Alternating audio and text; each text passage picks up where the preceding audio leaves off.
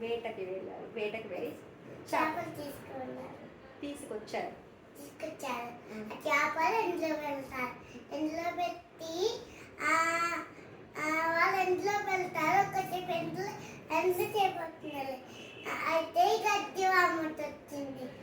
చేప నువ్వు ఎందుకు వెళ్ళలేదు అని అడిగితే గడ్డి వామట వచ్చింది. గడ్డి వాము నువ్వెన్న కట్టొచ్చావే. ఆవు మెయ్యలే. ఆవు నువ్వెన్న మెయ్యలేదు. జీతగాడు నన్ను మేత తీసుకురాలేదు. జీతగాడు నువ్వెన్నకు తీసుకురాలేదు. మీ వండలే. అన్నం వండలే. అమ్మ